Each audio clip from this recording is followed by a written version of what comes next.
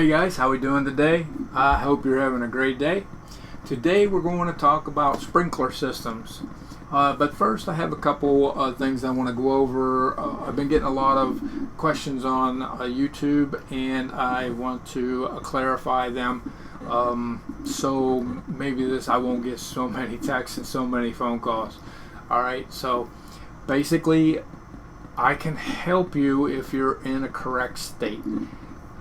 I can't guarantee it, but if you give me your information, that would be your full name, your address, your phone number, and your email, I will pass it along and try to help you out.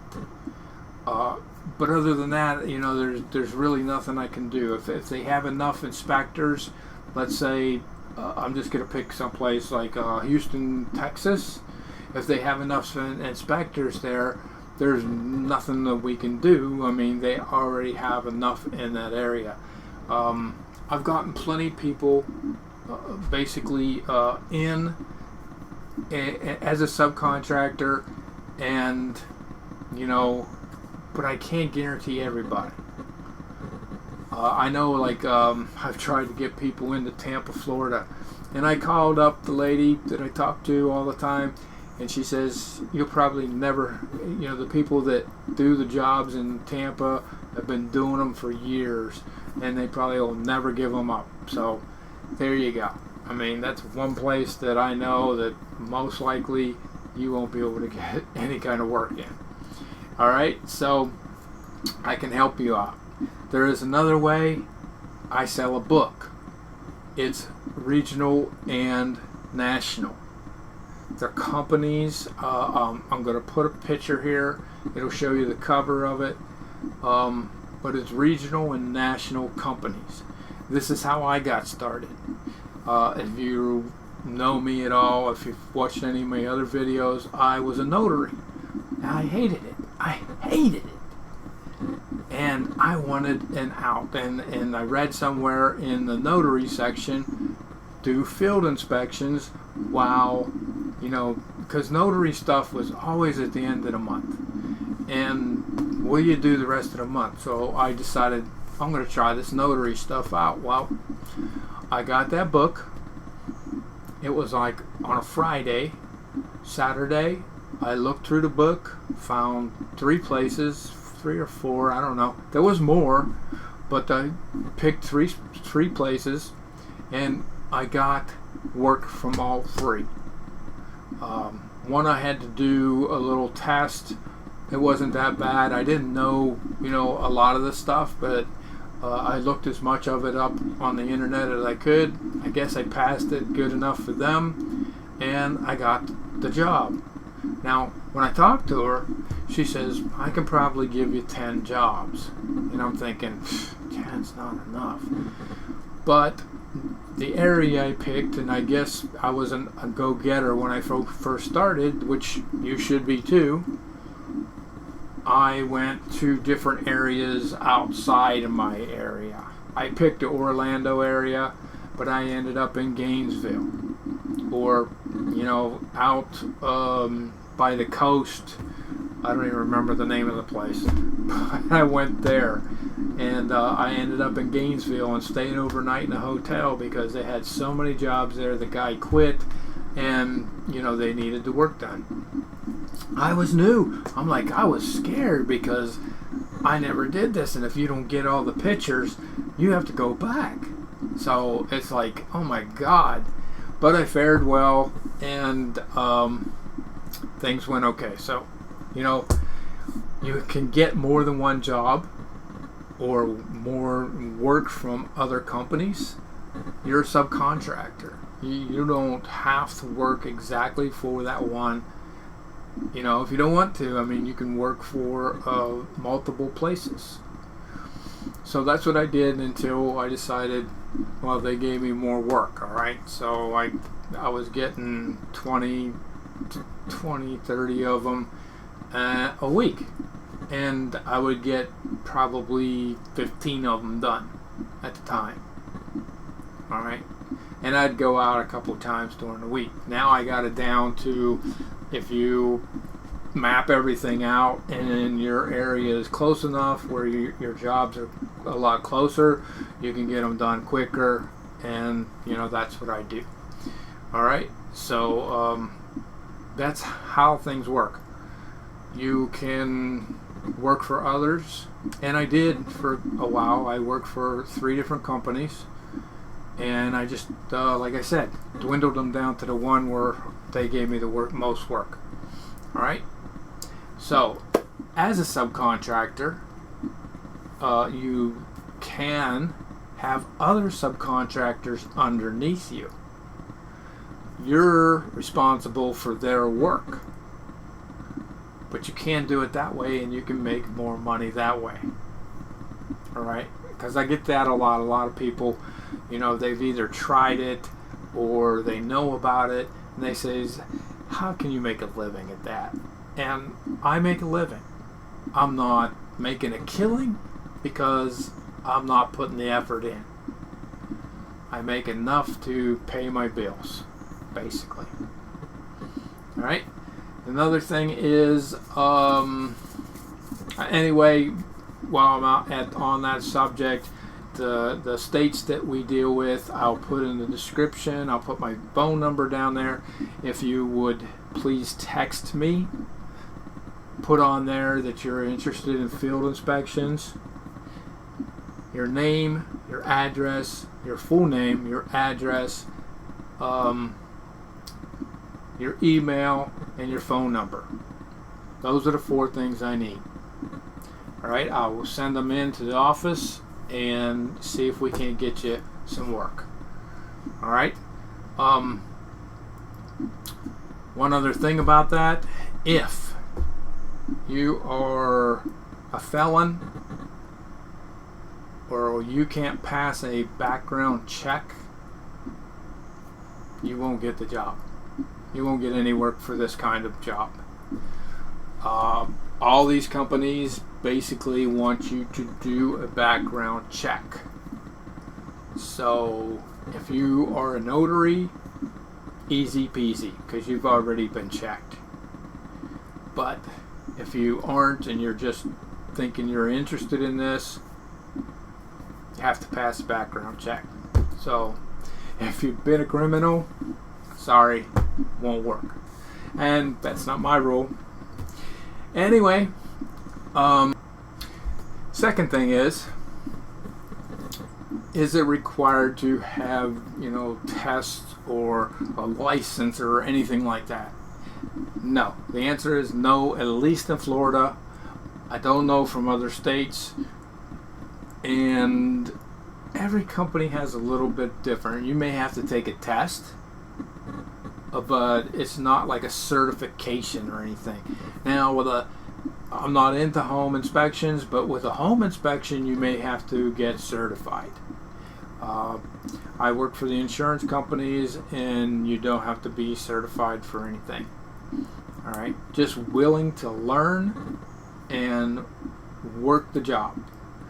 After you do, 5, 10, you have a really good idea of what you need to do, and basically it's the same thing the next week, and the next week. Now, you do run into tons of different things, like open houses where half the sides cut off, the roof is off. I went into a house here recently that had, stop, do not do anything, where I guess they had needed some kind of permit or something, and there's all these orange stickers all over the windows, and it's really, each job you go to is something different, really. You may run into a week where it's just constant this, and then next week you go to a place and you have, I'm going to just pick out like one of these big giant pumps for the sprinkler system, or 2 or 3 of them in the same building. And it's like, wow, that's holy cow. Or you might see a pool like 5 stories up or something, it's crazy.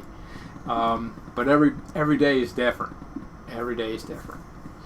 All right, so let's get started on this presentation, and I hope you enjoy it.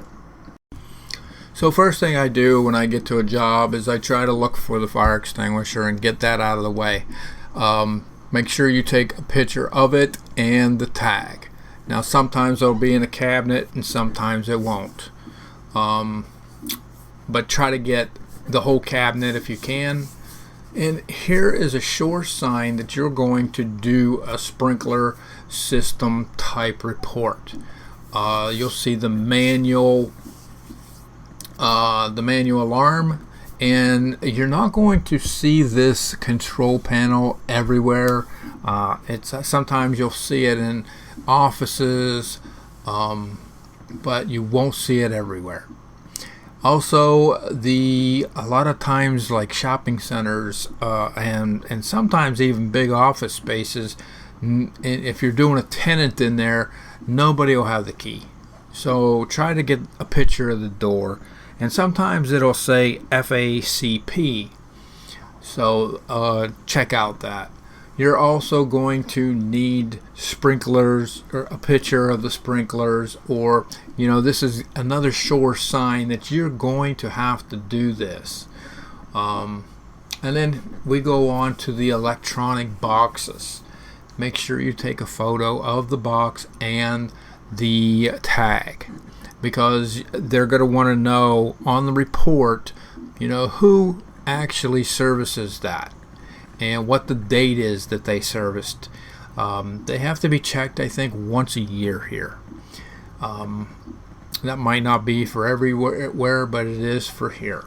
We live in Florida. And then the next thing is the riser. There's several photos here of risers, and there's some here like that, like from apartments. They're like little boxes on the outside, and generally you have to have a screwdriver to open those up, or have the maintenance guy do it for you. There's a shot here of one that's in the ceiling of a house, and it's actually in the closet. And I wanted to give you kind of different variations of this. You can see one of the risers is outside, and that happens.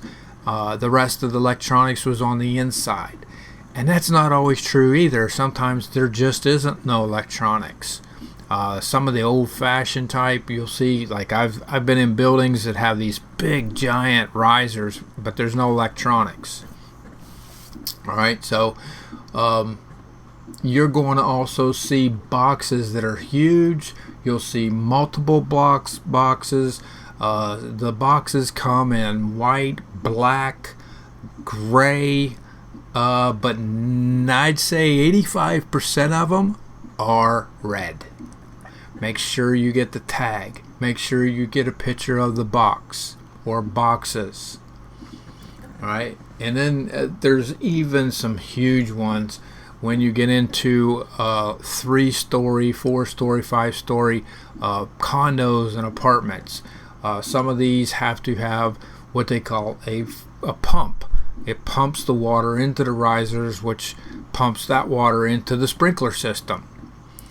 And that's how it works. But they have to have better pressure, because you're pushing a lot of water up top. So the fire, say, is on the 5th floor, these pumps turn on and pump the water up the system. And that's how it works, guys. That's how everything will work, and you need to take photos of these pumps. They have tags on them too. Make sure you get the tags. They're the same tags, the green tags, so you're all set and you won't have to go back.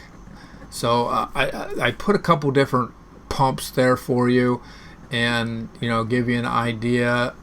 Some pumps, I've been in places where it's as big as a garage, a 20 by 20 garage full of these pumps, like a 2 or 3 pumps. And then I've been in places that only had 1 pump. So and I've been in places that had a pump on one side of the building and a pump on the other.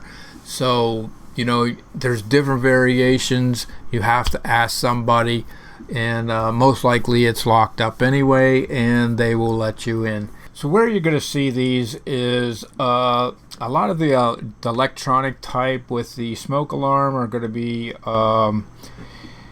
daycares, up to two-story apartment buildings and condos, sometimes assisted living. You know, not every house has the riser in it. A lot of people use regular houses to do assisted living. Some of the bigger assisted livings, you know, have, you know, big, like an office type building, they may have the riser. All right.